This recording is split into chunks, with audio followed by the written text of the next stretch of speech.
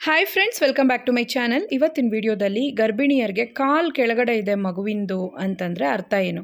So ತುಂಬ ಜನ ಪ್ರೆಗ್ನೆನ್ಸಿಯಲ್ಲಿ ನೀವು ಸ್ಕ್ಯಾನ್ ಮಾಡೋವಾಗ ಕೇಳ್ಪಟ್ಟಿರ್ತೀರ, ತಲೆ ಮೇಲಿದೆ, ಕಾಲು ಕೆಳಗಡೆ ಇದೆ, ಮಗುದು ಕಾಲು ಕೆಳಗಡೆ ಇದೆ. ಇದು ಡೆಲಿವರಿ ಟೈಮಲ್ಲಿ ಜಾಸ್ತಿ ಕೇಳಿರ್ತೀರ.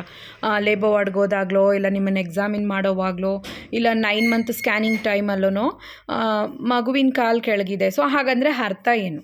ಓಕೆ, ಕಾಲು ಕೆಳಗಿದೆ ಅಂತಂದರೆ ಮೇಯ್ನಾಗಿ ಬ್ರೀಚ್ ಪ್ರೆಸೆಂಟೇಷನ್ ಇದೆ ಅಂತ. ಹೆಡ್ ಪ್ರೆಸೆಂಟೇಷನ್ ಅಂತಂದರೆ ತಲೆ ಕೆಳಗಡೆ ಇದೆ ಅಂತ. ಓಕೆನಾ? ಸೊ ಸೆಫಾಲಿಕ್ ಅಂದ್ರೂ ಅದೇನೇ ಬರುತ್ತೆ. ಸೊ ಟ್ರಾನ್ಸ್ವರ್ಸ್ ಪ್ರೆಸೆಂಟೇಷನ್ ಅಂದರೆ ಇಲ್ಲಿ ಬಲಭಾಗಕ್ಕೆ ಕಾಣಿಸ್ತಾ ಇರೋದು ಅಡ್ಡಡ್ಡ ಮಗು ಇದೆ ಅಂತ. ಸೊ ಕಾಲು ಕೆಳಗಿದೆ ಅನ್ನೋದೇ ಈಗಿನ ಕಾಲದಲ್ಲಿ, ಅಂದರೆ ಈಗಿನ ಜನ್ರೇಷನಲ್ಲಿ ಜಾಸ್ತಿ ಆಗಿರೋದು.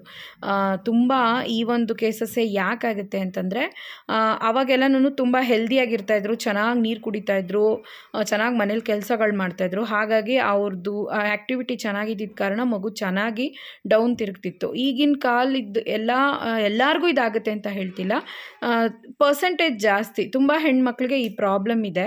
ಸೊ ಕಾಲು ಕೆಳಗಡೆ ಇದೆ ಅಂದರೆ ಈ ರೀತಿ ಪ್ರಾಬ್ಲಮ್ ಆಗಬಾರ್ದು. ಡೆಲಿವರಿ ಟೈಮಲ್ಲಿ ಮಗು ಕಾಲಿಂದ ಡೆಲಿವರಿ ಆದರೆ, ಕೈಯಿಂದ ಡೆಲಿವರಿ ಆದರೆ ಖಂಡಿತವಾಗ್ಲೂ ತೊಂದರೆ ಆಗುತ್ತೆ ಅನ್ನೋ ಕಾರಣಕ್ಕೆ ಸಿ ಸೆಕ್ಷನ್ ಖಂಡಿತವಾಗ್ಲೂ ಚೂಸ್ ಮಾಡ್ತಾರೆ. ಬ್ರೀಚ್ ಪ್ರೆಸೆಂಟೇಷನ್ ನನಗೂ ಇತ್ತು, ಫಸ್ಟ್ ಪ್ರೆಗ್ನೆನ್ಸಿಯಲ್ಲಿ ನನಗೂ ಸಿ ಸೆಕ್ಷನ್ನೇ ಆಗಿದ್ದು. ಸೊ ಬಂದು ಮಗುವಿನ ಕಾಲು ಕೆಳಗಡೆನೂ ತಲೆ ಮೇಲೇನೂ ಇತ್ತು ಅಂದರೆ ಮಗು ಕರೆಕ್ಟಾಗಿ ನೀವು ಹೇಗೆ ಇದ್ದೀರಾ, ನೀವು ಹೇಗೆ ಕೂತ್ಕೋತೀರಾ ಅದೇ ಥರ ನಿಮ್ಮ ಹೊಟ್ಟೆಲಿ ಪಾಪು ಕೂತಿದೆ ಕೆಳಗಡೆ ಕಾಲು ಹಾಕ್ಕೊಂಡು ಅಂತ ಅರ್ಥ.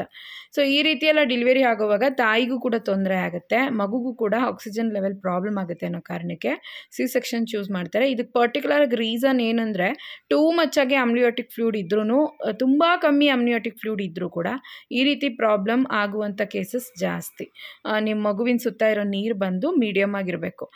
ಕೆಳಗಡೆ ಮಗು ಬಂದು ಡೌನ್ ಆಗೋದಕ್ಕೂ, ಕೆಳಗಿರೋ ಮಗು ಮೇಲಕ್ಕೆ ತಿರ್ಗೋದಕ್ಕೂ ಈ 5th ಮಂತಲ್ಲಿ ಬಂದು ಅದು ನಡೀತಾ ಇರುತ್ತೆ ಮಗುದು, ಅಂದರೆ ಸುತ್ತಾ ಇರುತ್ತೆ ಮಗು, ಚಿಕ್ಕ ಪಾಪು ಆಗಿರುತ್ತಲ್ವ. ಹಾಗಾಗಿ ಅದು 7 ಮಂತ್ 9 ಮಂತ್ 8 ಮಂತ್ ಟೈಮಲ್ಲಿ ನೀರಿನ ಪ್ರಮಾಣ ಕಡಿಮೆ ಆಗೋಯ್ತು, ಇಲ್ಲ ತುಂಬ ಜಾಸ್ತಿ ಆಯಿತು ಅಂದರೆ ಎಲ್ಲೋ ಒಂದು ಕಡೆ ಮಗು ಫಿಕ್ಸ್ ಆಗಿಬಿಡುತ್ತೆ.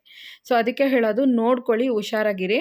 ಕಾಲು ಕೆಳಗಿದೆ, ನಿಮಗೆ ಸಿ ಸೆಕ್ಷನ್ನೇ ಮಾಡೋದು ಅಂತ ಡಾಕ್ಟ್ರ್ ಹೇಳಿಬಿಟ್ರೆ 9 ಮಂತಲ್ಲಿ ಬೇರೆ ದಾರಿ ಇಲ್ಲ. ಒಂದು ವೇಳೆ 7 ತಿಂಗಳಲ್ಲಿ ಹೇಳಿದರೆ ವಾಕಿಂಗ್, ಬ್ರೀದಿಂಗ್ ಎಕ್ಸಸೈಸ್, ಚೆನ್ನಾಗಿ ನೀರು ಕುಡ್ಕೊಂಡು ಮಗುವಿನ ಪೊಸಿಷನ್ ಡೌನ್ ಮಾಡ್ಕೋಬೋದು. ಈ ವಿಡಿಯೋ ಖಂಡಿತವಾಗ್ಲೂ ನಿಮಗೆ ಡೌಟ್ ಕ್ಲಾರಿಟಿ ಆಗಿದೆ ಅನ್ಕೋತೀನಿ. ಟೇಕ್ ಕೇರ್, ಬಾಯ್.